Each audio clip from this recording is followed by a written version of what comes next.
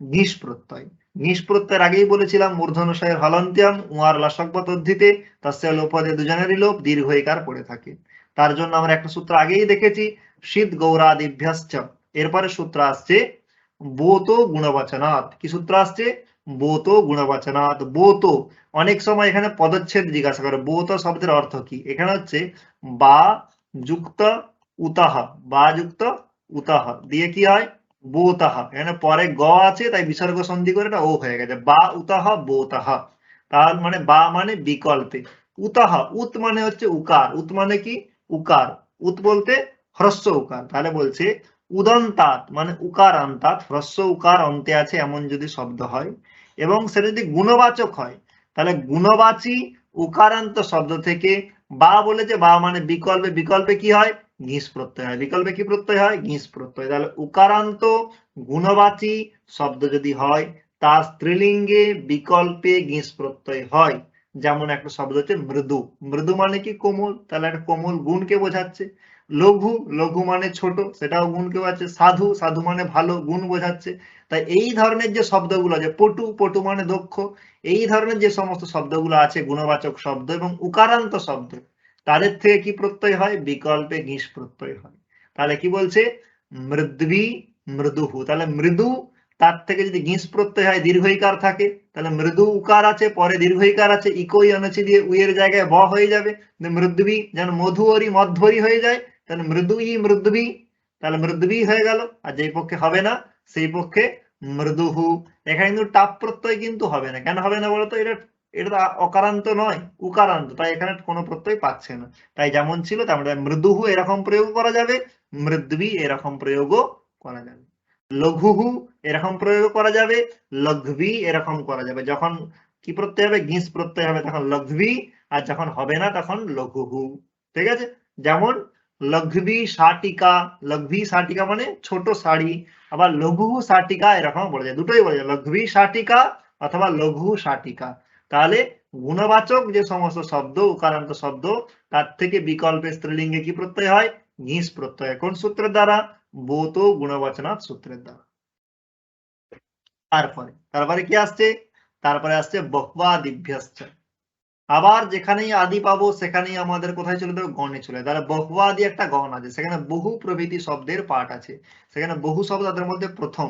তাছাড়াও আরো যে যে শব্দগুলো আছে তাদের থেকে কি হয়ে যাবে ঘিস প্রত্যয় হয়ে যাবে। কোন সূত্রের দ্বারা? বহ্বাদিভ্যাশ্চ। এর দ্বারাও কিসে হয় বিকল্পে ঘিস প্রত্যয় হয়। যে এভ্যো বা ঘিস্যাৎ বহ্বি বহুহু। তাহলে স্ত্রীলিঙ্গে যখন ঘিস প্রত্যয় হলো তখন বহ্বি আর বহুহু। ভালো করে যদি একটা জিনিস এখানে খেয়াল করে দেখবে, যখন গিপ প্রত্যয় হয় আর যখন টাপ প্রত্যয় হয় তারপরে বিসর্গ হয় না। কেন হয় না বলতো? যারা অজন্ত পুংলিঙ্গ প্রকরণ বা অজন্ত স্ত্রীলিঙ্গ প্রকরণ, একটু অজন্ত পুংলিঙ্গ প্রকরণের সূত্রটা আছে, হল জ্ঞাভ্য দীর্ঘাৎ সুতিস্য পৃক্তম হল বলে একটা সূত্র আছে। কোন সময় ব্যঞ্জন বর্ণের পরে যদি সুপ্রত্যয় থাকে অথবা টাপ ডাপ চাপের পরে আর গিপ গিস গিনের পরে যদি সুপ্রত্যয় থাকে তারা তার লোপ হয়ে যায় ওই সূত্রের দ্বারা। তার জন্য কখনোই গিপ গিস গিন প্রত্যয় হলে তারপরে বিসর্গ হবে না প্রথম আর এক বচনে। টাপ ডাপ চাপ হলেও প্রথম আর এক বচনে কি হবে না বিসর্গ হবে না। আর যদি ব্যঞ্জন বর্ণান্ত শব্দ হয় তারপরেও বিসর্গ হয় না, কারণ সুয়ের লোপ হয়ে যায়। তাই এখানে বকবি যখন ঘিস প্রত্যয় হয়েছে সেখানে তো বিসর্গ নেই, তার কারণ সেখানে লোপ হয়ে গেছে, তার লোপ হয়ে যায়। হল জ্ঞাভ্য দীর্ঘাৎ সুতিস্য পৃক্তম হল বলে একটা সূত্র আছে, তার দ্বারা সব জায়গায় তাই পাবেই না বিসর্গ। তাহলে বকবি এখানে কোন সূত্র দ্বারা হলো না বহ্বাদিভ্যাস সূত্রের দ্বারা হলো। তাহলে এখন বলা যেতে পারে স্যার বহু, বহু মানে তো অনেক, তাহলে এটাও তো গুণ বোঝাচ্ছে, তাহলে এটাও তো বোত গুণবাচনাৎ সূত্র দ্বারা হয়ে যেতে পারতো। না, এখানে হতো না, তার কারণ বহু গুণবাচক নয়, বহু হচ্ছে সংখ্যাবাচক। কি বাচক? সংখ্যাবাচক। একটা সূত্র আছে বহু গণ বতু ডতি সংখ্যা, আর সংখ্যাবাচককে গুণ মানে গুণবাচকের মধ্যে ফেলা হয় না ব্যাকরণে। তার জন্য এখানে ওই সূত্র দ্বারা হতো না, তার জন্য নতুন সূত্র এনেছে বহ্বাদিভ্যাশ্চ। এই গণে যাদের পাঠ আছে তাদেরও কি হয়ে যায় বিকল্পে ঘিস প্রত্যয় হয়ে যায়। এরপরে একটা গণসূত্র আসছে যেটা অনেক জায়গাতেই জিজ্ঞাসা করে, নেটে বিভিন্ন অনেকবার জিজ্ঞাসা করা হয়েছে। সেইটা হচ্ছে কৃদিকারা দক্তিনঃ, একটা গণসূত্র। এটা কিন্তু বার্তিক নয়, গণসূত্র মানে হচ্ছে যে গণপাঠ যেখানে করা হয় সেখানে কিছু কিছু সূত্রও আছে, সেই সূত্রগুলোকে গণসূত্র বলা হয়। ঠিক আছে, সেই গণপাঠের মধ্যেই যে সূত্রগুলো তাদের কি বলা হয়, গণসূত্র। সেগুলো কিন্তু অষ্টাধ্যায়ী সূত্র নয়, সেগুলো গণপাঠের সূত্র বলে কি বলা হয়, গণসূত্র বলা হয়। তাহলে ওর জন্য এখানে দেখো শর্ট ফর্মে দেওয়া আছে গ সু।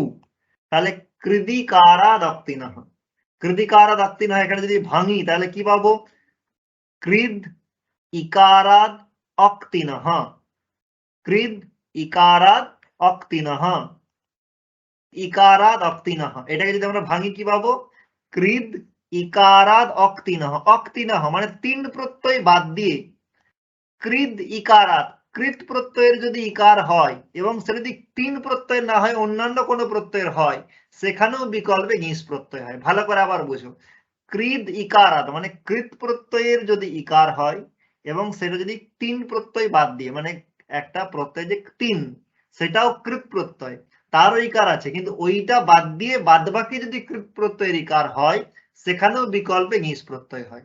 যেমন এখানে উদাহরণ দেওয়া হচ্ছে রাত্রি, রাত্রিহি।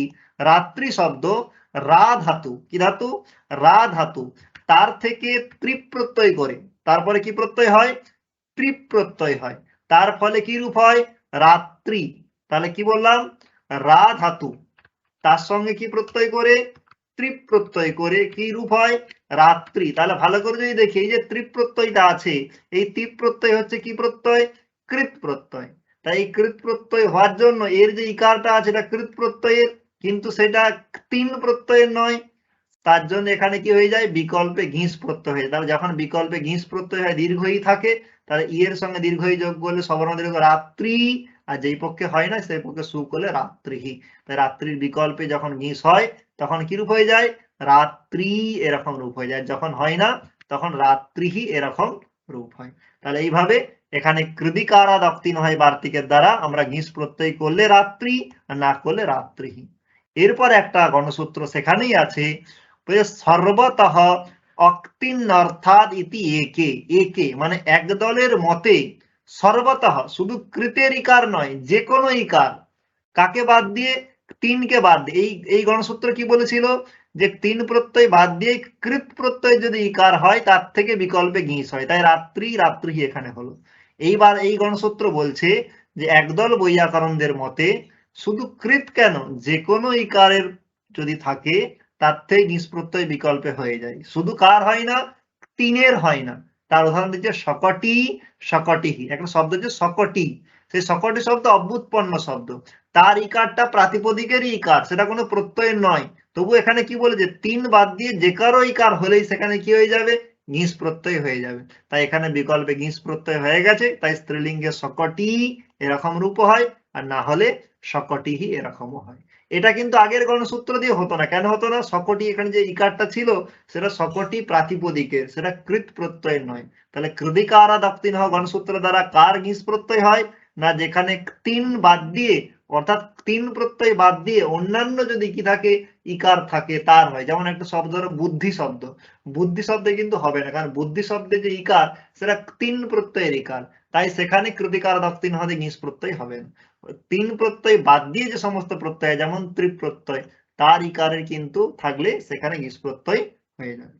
তারপরে পুংযোগাদ আখ্যায়াম, পুংযোগাদ আখ্যায়াম, পুংযোগাদ পুরুষের যোগের ফলে স্ত্রীতে বা কোনো স্ত্রী বোঝালে, মানে পুংলিঙ্গ রিলেটেড কোনো ব্যক্তির সঙ্গে সম্বন্ধযুক্ত কোন স্ত্রীকে যদি বোঝানো হয় সেখানেও ঘিস প্রত্যয় হয়। উদাহরণ দিচ্ছে গোপাস্য স্ত্রী গোপী, গোপাস্য স্ত্রী গোপী, যে গোপের পত্নীকে কি বলা হয়, গোপী। কেন বলা হয়, সে হতে পারে তার নাম গোপী নাও হতে পারে, কিন্তু মানে যে গোপের, গোপ বলতে গোয়ালা, তার স্ত্রী আমরা বাংলায় কি বলি, গয়লা, গয়লানি। সেরকম গোপের স্ত্রী গোপী, সে নিজে জাতিতে গোপী নাও হতে পারে, কিন্তু যেহেতু গোপের স্ত্রী তাই তাকে কি বলা হয়, গোপী। শুধুমাত্র যে পুংযোগ বলতে স্বামী স্ত্রীর সম্বন্ধকেই বোঝানো হয় এরকম নয়, সেখানে পিতা পুত্রের সম্বন্ধ, পিতা পুত্রীর সম্বন্ধ হতে পারে, সেখানে ভাতৃভগিনীর সম্বন্ধ হতে পারে। ওর জন্য আমি অন্য উদাহরণ দিয়েছি এখানে, দেবকস্য দুহিতা দেবকী। তাহলে দেবকী যে নামটা দেওয়া হলো কেন, না দেবকের মেয়ে বলে। তাহলে এখানে কি সম্বন্ধ, এখানে পুংযোগ কি, পিতা পুত্রের মধ্যে, এখানে কিন্তু স্বামী স্ত্রী নয়। অথবা ভাতৃভগিনীও হতে পারে, যমস্য ভগিনী যমি, যমের ভগিনীকে কি বলা হয়, বোনকে কি বলা হয়, জমি। কেন বলা হয়, তাহলে এখানে ভাতৃভগিনী সম্বন্ধ। শ্যালস্য ভগিনী শ্যালী, যেমন শালা শালী বলি না, তাহলে শালিক থেকে না শিয়াল আসছে ভগিনী শিয়ালি, তাহলে এখানেও পুংজঘাত, এখানে কি প্রত্যয় হয়েছে? নিস প্রত্যয়। স্ত্রী হলে তো হয়, যেমন গণকস্য স্ত্রী গণকী, তেমন গোপস্য স্ত্রী গোপী, সেরকম মেয়ে বোঝালেও হতে পারে, তেমন আবার বোন বোঝালেও হতে পারে। তাহলে এটা গেল পুংয়োগাদাখ্যায়াম। তার সেই সঙ্গে একটা ওখানে বার্তিক দেওয়া আছে, সেই বার্তিকের দ্বারা চাপ প্রত্যয়ের বিধান করা হচ্ছে। চাপ প্রত্যয়ের জন্য সিদ্ধান্ত কৌমুদীতে সূত্র থাকলেও লঘু সিদ্ধান্ত কৌমুদীতে শুধুমাত্র এই বার্তিকটি নিয়ে আসা হয়েছে চাপ প্রত্যয় বিধান করার জন্য। তাহলে চাপ প্রত্যয় কোথায় হয়? বলে যে সূর্যা দেবতায়াম চাপ বাচ্চে হয়, সূর্যের যে স্ত্রী সেটা যদি দেবতা স্ত্রী হয় তাহলে সেখানে কি প্রত্যয় হয়? না চাপ প্রত্যয় হয়। তাহলে সূর্যস্য দেবতা স্ত্রী সূর্যা, তাহলে সূর্যের যদি মানে মনুষ্য স্ত্রী হয় তাহলে তো যে পুংযোগাদাখ্যায়াম সূর্যস্য স্ত্রী সূরি হওয়া উচিত ছিল, কিন্তু অন্তস্থ জয়ের লোপ হয়ে যায়, দিয়ে রূপ হয়ে যায় সূরি। কি রূপ হয়ে যায়? কি রূপ হয়? সূরি। আর যদি দেবতা পত্নী হয় তাহলে হয় সূর্যা। এখানে যদিও পুংযোগাদাখ্যায়াম যেখানে ঘিস পাচ্ছিল, তাকে বাদ করার জন্যই বার্তিকটা নিয়ে আসা হলো যে সূর্যা দেবতায়াম চাপ বাজে, তার মানে দেবতা স্ত্রী হলে সূর্যা আর মনুষ্য স্ত্রী হলে সূরি। ঠিক আছে, এই চাপ প্রত্যয়ের জন্য একটা বার্তিকে নিয়ে আসা হয়েছে, আর কিন্তু অন্য কিছু নিয়ে আসা হয়নি। তারপর আবার আমরা ঘিস প্রত্যয়ের প্রসঙ্গে চলে যাব। তারপরে কি আসছে? ইন্দ্র বরুণ ভবা সর্ব রুদ্র মৃড হিম অরণ্য যব যবন মাতুলা আচার্যানাম আনুক। কি কি শব্দ আসছে? ইন্দ্র, বরুণ, ভব, সর্ব, রুদ্র, মৃড, হিম, অরণ্য, যব, যবন, মাতুল, আচার্যানাম আনুক। এই সূত্রটা একটা ভালো বৈশিষ্ট্য আছে। এই সূত্রে ভালো বৈশিষ্ট্য বলতে এই সূত্রটা অন্যান্য সূত্র থেকে একটু বিলক্ষণ। এতক্ষণ পর্যন্ত আমরা যা স্ত্রী প্রত্যয় দেখেছি সেগুলো দেখেছি শুধুমাত্র স্ত্রীলিঙ্গ বোঝাতে। এরপরে আমরা কিছু কিছু জায়গা দেখব যেখানে স্ত্রী প্রত্যয় স্ত্রীলিঙ্গ বোঝাতে নয়, অন্যের জন্যই অন্য কোনো কারণেই এখানে কি করা হয়েছে? স্ত্রী প্রত্যয়ের ব্যবহার করা হয়েছে, সেইটা এইখানে দেখা যায়। তাহলে এইখানে ইন্দ্র, বরুণ, ভব, সর্ব, রুদ্র, মৃড এদূর পর্যন্ত, এই যে মৃড পর্যন্ত এইটা, আর মাতুল আচার্য এইটা, এই যে শব্দগুলো আছে এগুলো বাদ দিয়ে যে শব্দগুলো আছে মানে হিম, অরণ্য, যব এবং যবন, এই চারটে শব্দ স্ত্রী বোঝাতে এখানে আনা হয়নি। এই চারটে শব্দের উদ্দেশ্য আলাদা। বাদ বাকিগুলো ইন্দ্রের স্ত্রী বোঝাতে কি হবে? সেটা বরুণের স্ত্রী কি, ভবস্ত্রী কি, সর্বের স্ত্রী কি, রুদ্রের স্ত্রী কি, মৃডের স্ত্রী কি হবে, কিন্তু বাদ বাকিগুলো কিন্তু পুংযোগে নয়, বাদ বাকিগুলো পুংযোগেই। তাহলে যদি ইন্দ্রের এখানে পুংযোগেই বোঝাচ্ছে, তাহলে ঘিস প্রত্যয় তো আগেই তো আমার সূত্র ছিল পুংযোগাদাখ্যায়াম, তা তার দ্বারা তো ঘিস প্রত্যয় হয়ে যেত, তাহলে সূত্র করার দরকার কি ছিল? না, এখানে শুধু ঘিস প্রত্যয় হয় না, তার সঙ্গে আনুক বলে একটা জিনিস আছে। কি আছে? আনুক আগম। আনুক, তার ক চলে যায়, উও চলে যায়, আন পড়ে থাকে। কি পড়ে থাকে? আন। এই আনুক আগম করার জন্য এই সূত্রটা নিয়ে আসা হয়েছে। তাহলে ইন্দ্র, ইন্দ্রস্য স্ত্রী কি হবে? ইন্দ্রাণী। ইন্দ্র আনুক, তাহলে যোগ করলে ইন্দ্রান, ই যোগ করে দিলে ইন্দ্রাণী। বরুণস্য স্ত্রী বরুণানি, ভবস্য স্ত্রী ভবানী, সর্বস্য স্ত্রী সর্বাণী, রুদ্রস্য স্ত্রী রুদ্রাণী, মৃডস্য স্ত্রী মৃডানি। তেমনি মাতুলস্য স্ত্রী মাতুলানি, আচার্যস্য স্ত্রী আচার্যানি। ঠিক আছে, কিন্তু এই যে চারটে আছে হিম, অরণ্য, যব এবং যবন, এগুলো কিন্তু স্ত্রী অর্থে স্ত্রী প্রত্যয় হয় না। তাহলে কি অর্থে হয়? তার জন্য বার্তিক নিয়ে আসছে। কি বার্তিক? হিমারণ্যর মহাত্মে। কি বলছে? হিম এবং অরণ্য থেকে যে স্ত্রী প্রত্যয় হয়, অর্থাৎ আনুক এবং ঘিস প্রত্যয় যে হয়, কি অর্থে হয়? মহাত্ম অর্থে। মহাত্ম মানে বড় অর্থে, বিশাল বোঝাতে, স্ত্রীলিঙ্গ বোঝাতে নয়। বলা হচ্ছে মহদ হিমম হিমানি। কি বলা হচ্ছে? মহদ হিমম হিমানি। তাহলে এখানে দেখো হিমস্ত স্ত্রী হিমানি নয়, কিন্তু মহদ মানে বিশাল হিম, তাই তাকে কি বলা হচ্ছে? হিমানি। মহদ অরণ্যম অরণ্যানি, তাহলে এখানে বিশাল অরণ্য, সেইটা বোঝাতে এখানে কিসের ব্যবহার করা হয়েছে? ঘিস প্রত্যয়ের ব্যবহার করা হয়েছে, অরণ্যের স্ত্রী অরণ্যানি নয়। তাহলে হিমারণ্যের মহত্বে কি বললো?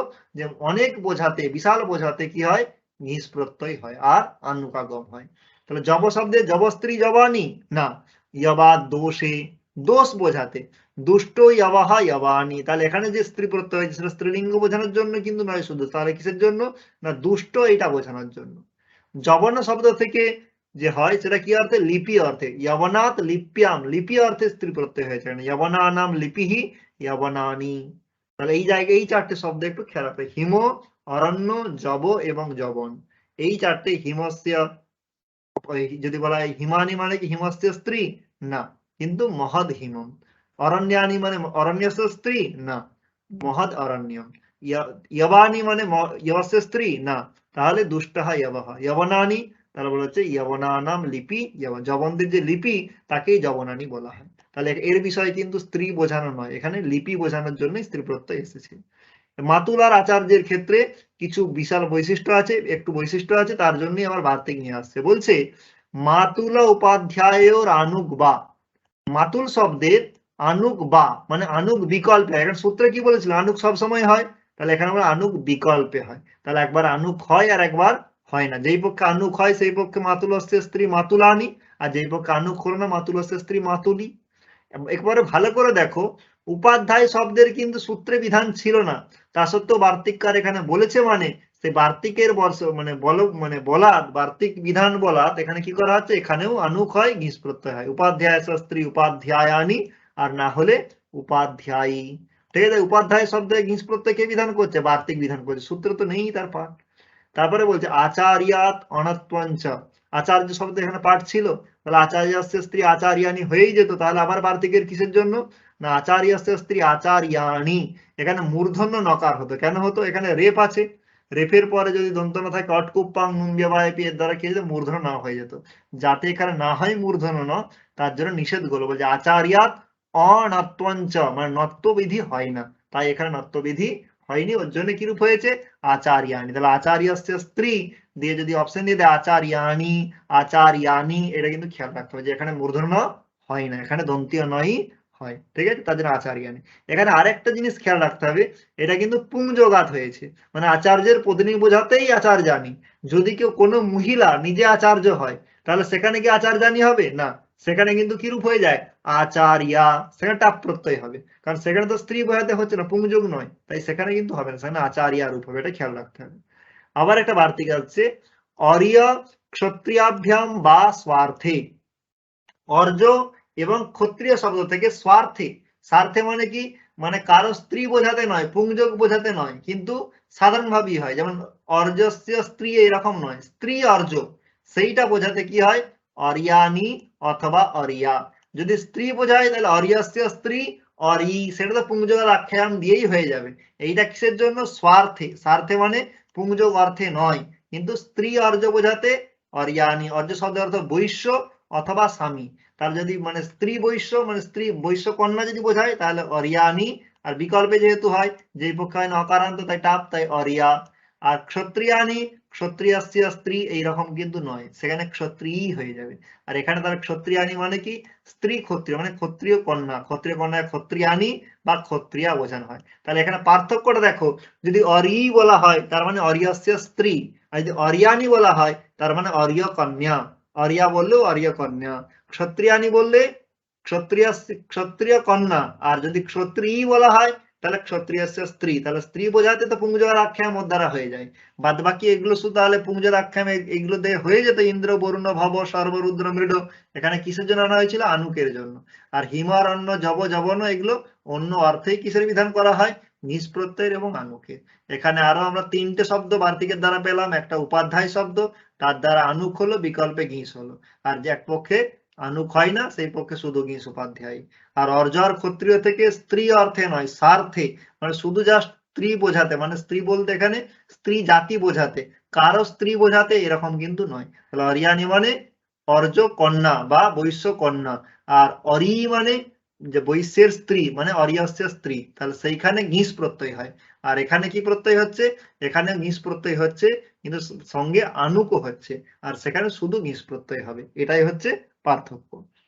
তারপরে কি আসছে কৃতাৎ কর্ণ পূর্বাৎ, কৃতাৎ যদি কৃত শব্দ থাকে, কি শব্দ থাকে কৃত, কৃত মানে ক্রি ধাতুর ত প্রত্যয় কি রূপ হয় কৃত হয়, সেখানে বলছে কৃতাৎ কর্ণ পূর্বাৎ, তার পূর্বে যদি করণ কারক থাকে, যেমন এখানে উদাহরণ দিয়ে এসেছে বস্ত্রকৃতি, বস্ত্রকৃতি মানে কি বস্ত্রেণ বস্ত্রেণ কৃতা, বস্ত্রেণ তাহলে ক্রয়ণ করা হয়েছে, কৃত মানে ক্রয়ণ করা হয়েছে, কিসের দ্বারা বস্ত্রের দ্বারা, তাহলে ক্রয়ণ করার জন্য উপকরণ কি আছে বস্ত্র, তাহলে করণ পূর্বে আছে এবং কৃত শব্দ আছে, তাই তার থেকে স্ত্রীলিঙ্গে কি প্রত্যয় হয়েছে ঘিস প্রত্যয় হয়ে গেছে, দিয়ে কি রূপ হয়ে গেছে বস্ত্রকৃতি।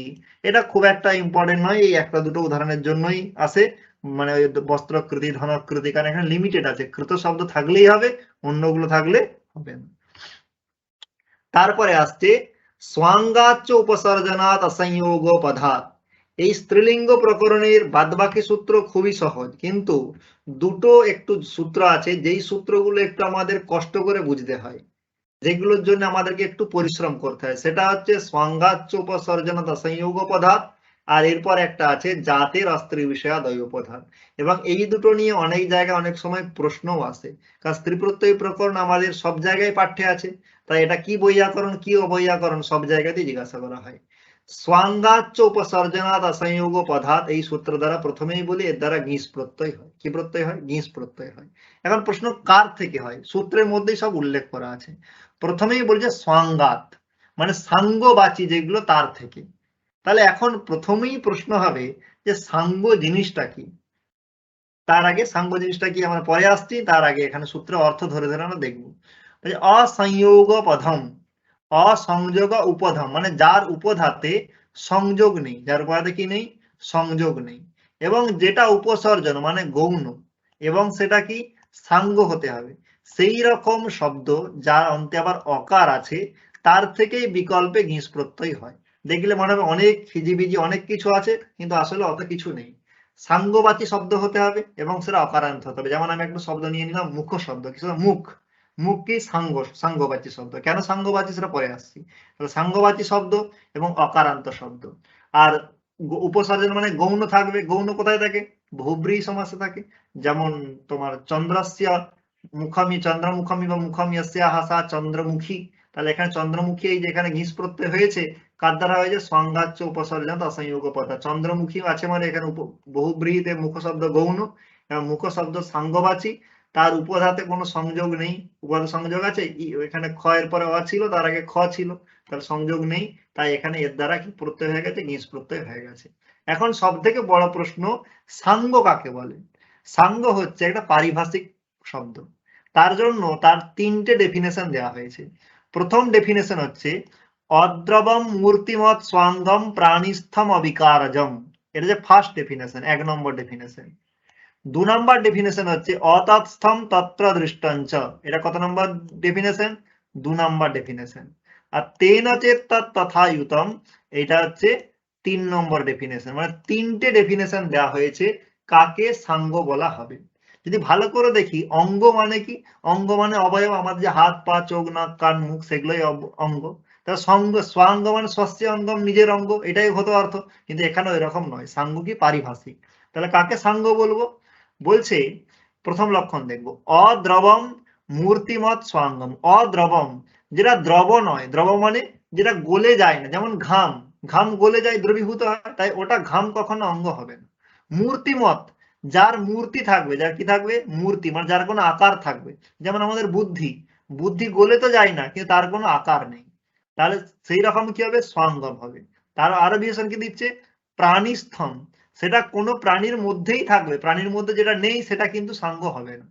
আর চতুর্থ কারণ দিচ্ছে অবিকারজম। বিকার মানে রোগ, যেটা বিকারের দ্বারা জন্য মানে উৎপন্ন, তাকে বিকারজম বলা হয়। আর অবিকারজম মানে যেটা রোগের দ্বারা উৎপন্ন নয়। যেমন ফোঁড়া, আমাদের অনেক সময় হয় না, হাতে পায়ে ফোঁড়া হয়, তাহলে যখন ফোঁড়া হলো, তাহলে সেই ফোঁড়াটা তো গলে যাবে না, তার আকার আছে, সেটা প্রাণীর মধ্যেই আছে, তাতেও সেটা সাঙ্গ নয়। কেন?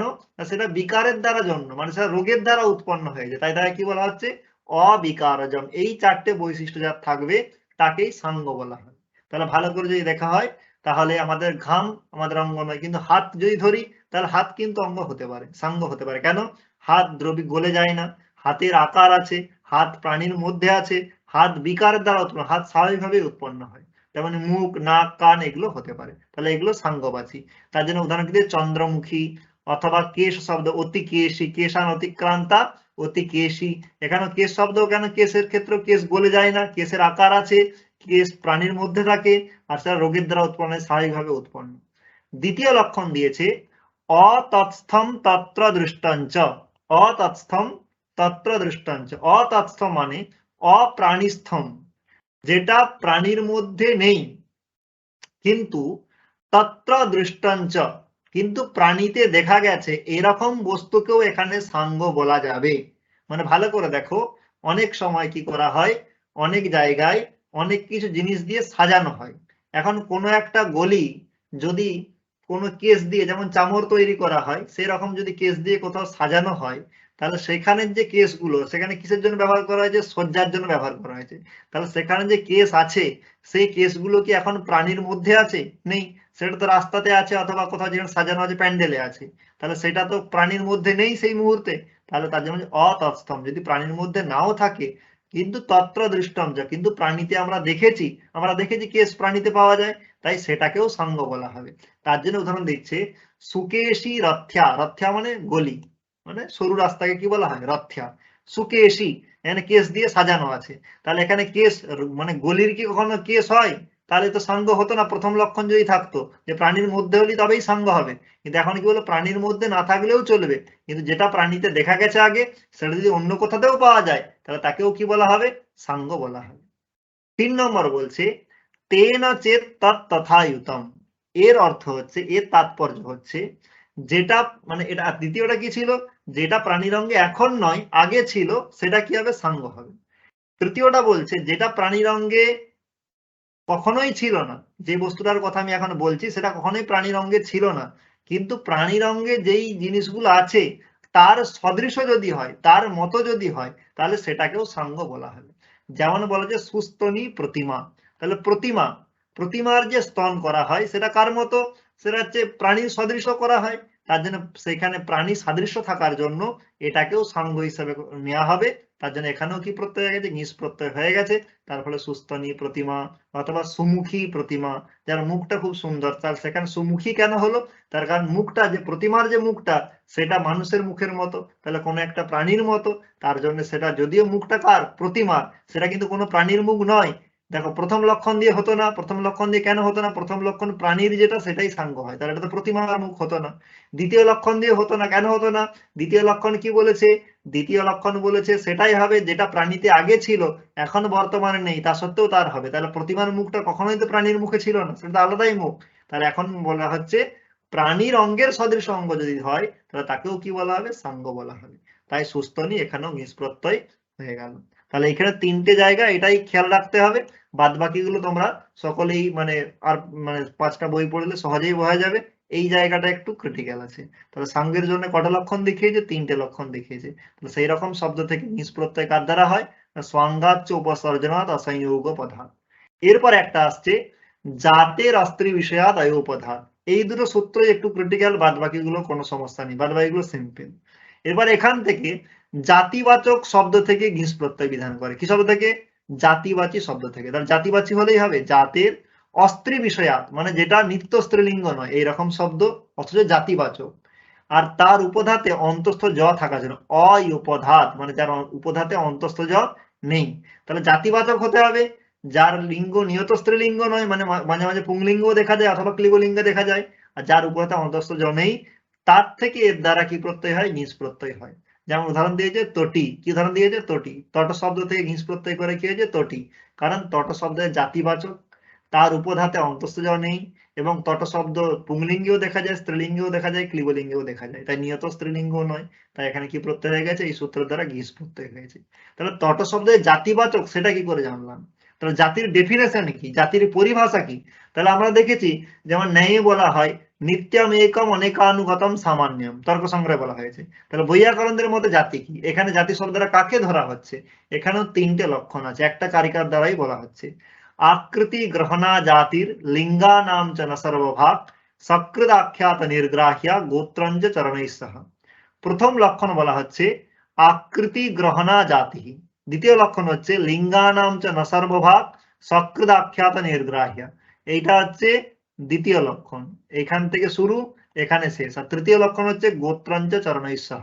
তাহলে এটা হচ্ছে তৃতীয় লক্ষণ, এইটা হচ্ছে দ্বিতীয় লক্ষণ, আর এটা হচ্ছে প্রথম লক্ষণ। প্রথম লক্ষণ হচ্ছে আকৃতি গ্রহণা জাতি। আকৃতির দ্বারা যেটা আমরা গ্রহণ করতে পারি তাকে জাতি বলে। ভালো করে দেখো, আমরা যে তাকে মানুষ বলি, কেন বলি? মানে মনুষ্য তো জাতি, তাহলে কেন বলি? একটা নির্দিষ্ট আকার আছে, গরুর আকার আলাদা, ছাগলের আকার আলাদা। তাহলে আমরা একটা আকার দেখেই, একটা অবয়ব দেখেই আমরা কি বলি? এ মানুষ, এ গরু, এ ছাগল। তাহলে আকৃতির দ্বারা যার গ্রহণ করা হয় সে হচ্ছে জাতি। যেমন তট, তটকেও আকৃতির দ্বারা, নদীর তীরে যেটা আছে সেরকম একটা আকৃতি বিশেষ আছে, তবেই তাকে আমরা কি বলে ডাকি, তট বলে ডাকি, না হলে ডাকি না। তাহলে সেই রকম যা আছে সেগুলোকে জাতি বলা হবে। যেমন মনুষ্য শব্দ, তাহলে মনুষী হতে পারে, তটা তটি। দ্বিতীয় জাতি বলছে লিঙ্গানাম চ ন সর্বভাগ, যাদের ব্যবহার সকল লিঙ্গে দেখা যায় না, 1 নম্বর। 2 নম্বর বললো সকৃত আখ্যাত নির্গ্রাহ্য, একবার বললে সকলকে বোঝা যাবে। যেমন একটা কথা হচ্ছে শূদ্র, কি শব্দ বললাম, শূদ্র শব্দ। শূদ্র যদি বলা হয় তাহলে শূদ্র শব্দ শুধুমাত্র পুংলিঙ্গে প্রয়োগ হয়, স্ত্রীলিঙ্গে প্রয়োগ হয়, ক্লিবলিঙ্গে প্রয়োগ হয় না, 1 নম্বর। 2 নম্বর হচ্ছে শূদ্র যদি বলা হয় তার মানে বোঝা যায় তার বাবা মা দাদু ঠাকুমা তার সন্তান সকলেই কি শূদ্র। একজনকে শূদ্র বলা হলো তাহলে বাকিদের কি হয়ে গেল, বোঝা গেল। ব্রাহ্মণ, তাহলে এক ব্রাহ্মণ পুংলিঙ্গে স্ত্রীলিঙ্গে দেখা যায়, এবং তার ব্রাহ্মণ বলে তার পিতা পিতামহ যে ব্রাহ্মণ ছিল সেটা সহজেই বোঝা যায়। তাহলে এই ধরনের যে শব্দগুলো সেগুলোকে দ্বিতীয় লক্ষণের দ্বারা বলা হচ্ছে। যেন বৃষল, বৃষল মানে শূদ্র, তার স্ত্রীলিঙ্গে কি হয়েছে বৃষলী, কারণ এটা দ্বিতীয় লক্ষণের দ্বারা হয়েছে। তৃতীয় জাতি কারা, গোত্রাঞ্চ চরণৈ সহ, গোত্র মানে যেখান থেকে গোত্র প্রত্যয় হয়েছে, কি প্রত্যয় হয়েছে, গোত্র প্রত্যয়, তাদের থেকেও হতে পারে। আর চরণ, চরণ মানে হচ্ছে বেদের শাখা, সেই শাখার মধ্যে যারা অন্তর্ভুক্ত তাদেরকেও জাতি বলা হয়। যেমন যারা কঠ শাখায় পড়ে তারা কঠ কি জাতি, তাহলে ওর জন্য কঠ শব্দে কি বলা হয়েছে, কঠি। গোত্র প্রত্যয় হয়েছে উপগৌহ অপত্যম ঔপগব, তাহলে গোত্র প্রত্যয় আছে তাই তার থেকেও গিস প্রত্যয় হয়ে যায়, দিয়ে রূপ হয়ে যায় ঔপগবী। তাহলে প্রথম লক্ষণ পেলাম আকৃতি গ্রহণা জাতি, যে আকৃতি দ্বারা আমরা জাতি চিনতে পারি, যে মানুষের আকৃতি, গরুর আকৃতি, ছাগলের আকৃতি। আর একটা বলা হলো যেমন ব্রাহ্মণ ক্ষত্রিয় বৈশ্য শূদ্র। আর একটা বলা হলো বেদের শাখা যেগুলো আছে সেগুলো, অথবা গোত্র প্রত্যয় যেগুলো হয় সেগুলোকেও জাতি বলা হয়। সেই সমস্ত শব্দ থেকে এই সূত্র দ্বারা গিস প্রত্যয় হয়, এই সূত্র দ্বারা কি প্রত্যয় হয়, গিস প্রত্যয় হয়। তাহলে জাতি কি জিনিস বোঝা গেল। এরপরে এগুলো সহজ আছে। ইতো মনুষ্য জাতে হে, তারপরে কি সূত্র আসছে, ইতো মনুষ্য জাতে হে, তার দ্বারা কি বলছে, মনুষ্য জাতি মানে মানুষ বোঝাবে, এবং সেটা কি কারান্ত, ইকারান্ত। তার থেকে কি প্রত্যয় হয়, গিস প্রত্যয় হয়, তারই প্রকরণ চলছে। উদাহরণ দিচ্ছে দাক্ষী, ভালো করে, দক্ষস্য অপত্যম দাক্ষী, ইকারান্ত শব্দ, তার থেকে গিস প্রত্যয় হয় স্ত্রীলিঙ্গ, মানে দক্ষস্য অপত্যম স্ত্রী, তার সেখানে কি প্রত্যয় হয়, গিস প্রত্যয়। কেন হয়েছে, এটা ইকারান্ত, এবং এটা কি, এটা জাতিবাচক। কেন জাতিবাচক বলতো, কারণ দাক্ষী শব্দ এই যে আছে কি আছে, এখানে প্রত্যয় হয়েছে, গোত্র প্রত্যয় হয়েছে, গোত্রাঞ্চ চরণৈ সহ, তাহলে এখানে জাতি লক্ষণ দ্বারা জাতিবাচক শব্দ, ইকারান্ত, তাই ইতো মনুষ্য জাতে হে দ্বারা কি হয়ে গেল, স্ত্রী প্রত্যয় হয়ে গেল। দাক্ষী, তেমনি রাজ্ঞী, এই ধরনের যা যা আছে সেগুলো, রাজি, এই ধরনের গুলো সবই কি হয়ে যায়, ইতো মনুষ্য জাতে হে এর দ্বারাই হয়ে যায়। তারপরে কি আসছে, গিন প্রত্যয় আসছে। গিন প্রত্যয় কার থেকে হয়, গিন প্রত্যয়ের জন্য একটাই সূত্র আছে, সারঙ্গর আবাদ দেয়ু গিন, তার মানে সারঙ্গর আবাদি গণ আছে একটা, সেই সারঙ্গর আবাদি গণে যাদের পাঠ আছে তাদের থেকে হয়। আর একটা আছে অই প্রত্যয়, অই প্রত্যয় যাদের থেকে হয় তাদের থেকেও গিন প্রত্যয় হয়। তারপর সারঙ্গর আবাদেহে অয়ঃ ইহ আকারঃ তদন্তাৎ জাতিবাচিনঃ গিন স্যাৎ, তাহলে এখানেও জাতিবাচক শব্দ থেকে কি প্রত্যয় হয়, গিন প্রত্যয় হয়, জাতিবাচক না হলে গিন প্রত্যয় হবে না। তাহলে 1 নম্বর সারঙ্গর আবাদি গণে পাঠ থাকতে হবে, আর দ্বিতীয় হচ্ছে অই প্রত্যয় থাকলে হবে। শুধু থাকলেই হবে না, সেটা কি হতে হবে, জাতিবাচক হতে হবে, তবেই হবে, না হলে হবে না। ওর জন্য দেখো টিট ধানই, ওখানেও অই প্রত্যয় আছে, সেখানে গিন প্রত্যয় বলেছিল, এখানে অই প্রত্যয় আছে, এখানে গিন প্রত্যয় বলেছে। পার্থক্য কোথায়, ওখানে অই প্রত্যয় হলেই গিন প্রত্যয় হবে, আর এখানে অই প্রত্যয় শুধু হলেই হবে না, সেটাকে জাতিবাচক হতে হবে, তবেই কি হবে, তবেই গিন প্রত্যয় হবে। তাহলে সারঙ্গ রবস, সারঙ্গ রবাই যেখানে আছে তার স্ত্রী বোঝালে সারঙ্গ রবি। বৈদ, এখানে কি আছে, বিদ ধাতু থেকে কি করা আছে, অই প্রত্যয় করেছে বৈদ, তার গিন প্রত্যয় করে বৈদি। ব্রাহ্মণ, তার থেকে গিন প্রত্যয় করে কি হয়, ব্রাহ্মণী। ওর জন্য আগে আমি যখন জাতের অস্ত্রের বিষয় দায় উপধাত ওখানে আমি দেখিয়েছিলাম, ওখানে আমি দেখো বৃষলী উদাহরণ দেখেছিলাম, ব্রাহ্মণী দেখায়নি। কেন না, ব্রাহ্মণ জাতিবাচক যে শব্দ তার থেকে গিন প্রত্যয় হয়, গিস প্রত্যয় নয়, তাদের এখানে বলা হচ্ছে ব্রাহ্মণী। ঠিক আছে, তাহলে এটার দ্বারা কি প্রত্যয় বিধান করলো, গিন প্রত্যয় বিধান করা হলো। এর সঙ্গে একটা এখানে বার্তিক একটা আছে, নৃ নরয়ুর বৃদ্ধিশ্চ, যে নৃ এবং নর শব্দ তার থেকেও গিন প্রত্যয় শুধু হয় না, সেখানে বৃদ্ধিও হয়। তাহলে নৃ গিন, বৃদ্ধি হলে নার, ই যোগ করলে নারী, আর নর তার অকারে বৃদ্ধি করলে নার, ই যোগ করলে নারী। তাহলে নারী শব্দে কি প্রত্যয় হয়েছে, গিন প্রত্যয় হয়েছে। কোন সূত্রের দ্বারা, সারঙ্গারবা দেয়গিন এর দ্বারাই। তাহলে এই গণসূত্র বার্তিকটা কি করেছে না, এ শুধু বৃদ্ধি করেছে, এই যে আকারটা করেছে এই আকারটাকে করেছে এই বার্তিকটা, ঠিক আছে, যেটা আসলে বার্তিক না, এটা গণসূত্র। তাহলে সারঙ্গারবা দেয়গিন এর দ্বারা এখানে কি প্রত্যয় হয়েছে, গিন প্রত্যয়, তাহলে গিন প্রত্যয় শেষ হয়ে গেল। এরপর আমাদের কি আসছে, উং প্রত্যয় আসছে। তাহলে উং প্রত্যয়ের জন্য একদম অল্প গোটা 2-3 সূত্র আছে, তাহলে আমরা কি হয়ে যাবে, শেষ হয়ে যাবে। উং উতাহ, উং প্রত্যয় কোথা থেকে হয়, উতাহ, উকারান্ত যে সমস্ত শব্দ আছে তাদের থেকে স্ত্রীলিঙ্গে উং প্রত্যয় হয়। কি বলছে, উদন্তাৎ মানে উকারান্তাৎ, উকার যার অন্তে আছে এমন শব্দ, অয়োপধাত অন্তস্থ যার উপধাতে নেই এইরকম শব্দ, এবং মনুষ্য জাতিবাচক যে সমস্ত শব্দ তাদের স্ত্রীলিঙ্গে কি প্রত্যয় হয়, উং প্রত্যয় হয়। তাহলে যে কোনো উকারান্ত শব্দ হলে কিন্তু হবে না, যেমন মৃদু শব্দ ছিল তার কিন্তু মৃদু হুরুপ কেন দেখেছিলাম, সেখানে উং কেন করলাম না, তার কারণ সেটা জাতিবাচক শব্দ নয়, তার জন্য সেখানে মনুষ্য জাতিবাচক হতে হবে। তাহলে তার উদাহরণ দেওয়া হচ্ছে কুরু, কি উদাহরণ দেওয়া হচ্ছে, কুরু, কুরুকেই কুরু এখানে গোত্র প্রত্যয় হয়, তাই গোত্রাঞ্চ চরণৈশ্বর দ্বারা জাতি এটা আছে কুরু শব্দ।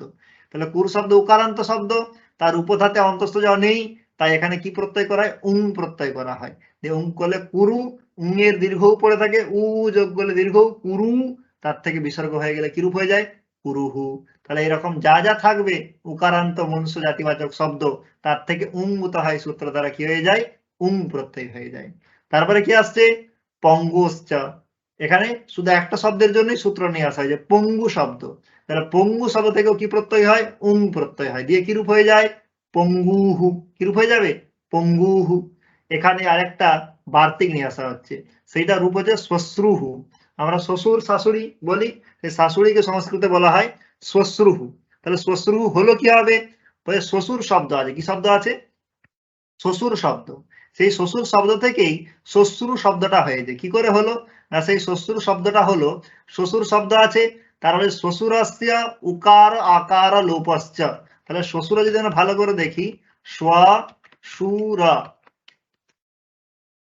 এটা আছে, বলছে উকার আর অকারের লোপ হয়ে যাবে, তাহলে এই উকারের আমি কি করে দিলাম, লোপ করে দিলাম, তারপর এই অকারে কি করে দিলাম, লোপ করে দিলাম, তাহলে আমার কি পড়ে রইলো, শ্বাস র যোগ করলে কি হয়ে যাবে, স্বস্র, রটা যদি যোগ করে স্বস্র, তার সঙ্গে উং করলে উ, তাহলে বিসর্গ দিয়ে দিলে শ্মশ্রুহু।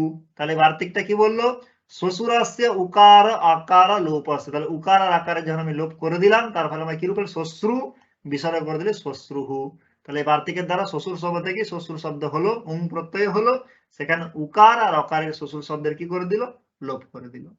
তারপর কি আসছে, উরুত্তর পদাদ ঔপম্যি, উরু শব্দ, কি শব্দ, উরু, উরু মানে জংঘা, তাহলে উরু যদি উত্তর পদ হয় আর তার পূর্ব পদে যদি উপমানবাচী কিছু শব্দ থাকে, উপমানবাচী মানে যার সঙ্গে সাদৃশ্য দেখানো হয়, যেমন চন্দ্র ইব মুখম, চাঁদের মতো মুখ, চাঁদ কি উপমান, তাহলে সেই রকম উপমানবাচী শব্দ যদি পূর্বে থাকে আর পরে যদি উরু শব্দ থাকে সেখানে উং প্রত্যয় হয়। যেমন উদাহরণ দিচ্ছে, করভোরুহু, করভ ইব উরু ইয়স্যাহা সা, মানে করভের মতো উরু যা, তাহলে এখানে করভ কি উপমান, উরু উপমেয়, তাহলে এখানে পূর্বে কি আছে, উপমানবাচী পদ আছে, আর পরে কি আছে, উরু শব্দ আছে, তাই এখানে উং প্রত্যয়। করভ শব্দের অর্থ কি, করভ হচ্ছে এই যে এখানে দেখানো আছে, দেখো হাতের এই যে আমাদের মণিবন্ধ মানে কবজি থেকে শুরু করে এই যে কনিষ্ঠার আগে পর্যন্ত এই ক্রমশ যদি আমরা হাতটা দেখি, আমাদের হাতটা দেখবে ক্রমশ সরু হয়ে গেছে, তাহলে এই যেমন এইটা যেমন তার উরু যদি ক্রমশ এরকম কারো সরু হয় তাকে বলা হয় করভোরুহু। তাহলে এখানে পূর্ব শব্দটা কি, পূর্ব শব্দটা উপমানবাচী আর পরে উরু আছে উত্তর পদে, তাই এখানে কি প্রত্যয় হয়ে গেছে, উং প্রত্যয় হয়ে গেছে, দিয়ে কি রূপ হয়ে গেছে, করভোরুহু। সেই রকম যা যা উদাহরণ দেখানো হবে সেগুলো সবই কিন্তু হয়ে যাবে। যে কোনো উপমান যার সঙ্গে তুলনা করা হবে, যদি রম্ভার মতো বলা হয় তা রম্ভোরুহু, তাহলে সেখানে উপমান বা যদি পূর্বপদ হয় তাহলে উরুত্তর পদাদ ঔপমে দিয়ে সেখানে উং প্রত্যয় হয়ে যাবে। আরেকটা উরুর জন্য সূত্র আনছে, যেখানে উপমা নেই তার পূর্বে যদি সংহিত শব্দ, সফ শব্দ, লক্ষণ শব্দ আর বাম শব্দ যদি থাকে, কার পূর্বে, উরু শব্দের পূর্বে, সেখানেও উং প্রত্যয় হয়। এখানে কিন্তু উপমা নেই। উদাহরণ কি বলছে, সংহিত রুহু, সংহিত উরু ইয়াস্যা, সংহিত মানে সংশ্লিষ্ট মানে ঘেঁষাঘেঁষি, তাহলে যার উরু সংহিত তাকে সংহিত রু বলা হচ্ছে, এখানে কিন্তু সংহিত উপমান নয়, এটা কিন্তু জাস্ট ফ্যাক্ট বলা হচ্ছে। সফরুহু, সফের মতো উরু যার, সব মানে খুর, যেমন খুর এক জায়গায় কি থাকে, সন্নিবিষ্ট থাকে, একত্র থাকে, সেই রকম উরু যার তাকে বলে সফরু। লক্ষণ উরু, লক্ষণ মানে শুভ লক্ষণ যুক্ত উরু যার তাকে লক্ষণ উরু। বামরু, বাম শব্দের অর্থ সুন্দর, সুন্দর উরু যার তাকে বামরু বলা হচ্ছে। তাহলে উরু শব্দের পূর্বে সংহিত শব্দ, সপ শব্দ, লক্ষণ শব্দ অথবা বাম্য শব্দ থাকে, তাহলে সেখানে এই সূত্র দ্বারা উং প্রত্যয় হবে। আর পূর্বে যদি উপমানবাচী শব্দ থাকে তবেই সেখানে কি হবে, উং প্রত্যয় হবে। বাদ বাকি জায়গায় উরু শব্দ থাকলে সেখানে কিন্তু উং প্রত্যয় হবে না। এই চারটে পদ যদি পূর্বে থাকে তবেই হবে, অথবা পূর্বে থাকেও সেটা কি হতে হবে, অবশ্যই উপমানবাচী হতে হবে, না হলে হবে না। তাহলে এর থেকে জানলাম। আর উকারান্ত জাতিবাচক থেকে হবে উঙ্গুতা সূত্র দ্বারা, সেটা জানলাম। আর জানলাম পুঙ্গু শব্দ থেকে হবে। আর শ্বশুর শব্দ থেকে উকার আর অকার লোপ করে শ্বশ্রু হয়, শ্বশুরাস্য উকার অকার লোপশ্চ, এই সূত্রের দ্বারা। তাহলে এইভাবে আমাদের উং প্রত্যয় শেষ হলো। অন্তিম প্রত্যয় হচ্ছে তি প্রত্যয়। এটা বলার অপেক্ষা রাখে না, সকলেই আমরা জানি। সূত্র হচ্ছে ইউনাস্তিহি। সে সূত্র কি বলে না, যুবন শব্দ থেকে স্ত্রীলিঙ্গে কি প্রত্যয় হয়, তি প্রত্যয় হয়। ছেলে হলে যুবক বলা হয়, আর মেয়ে হলে যুবতী, তাহলে সেখানে ইউয়ান শব্দ থেকে তি প্রত্যয় করে কি রূপ হয়ে গেছে, ইবতিহি। এইভাবে যে ডাব প্রত্যয় আমাদের ছিল না লঘু সিদ্ধান্ত কমে, তাই ডাব প্রত্যয় আমরা পাইনি। বাকি 7টা প্রত্যয় আমাদের যা যা ছিল সেগুলো আমরা বিবরণ ক্রমশ দেখলাম।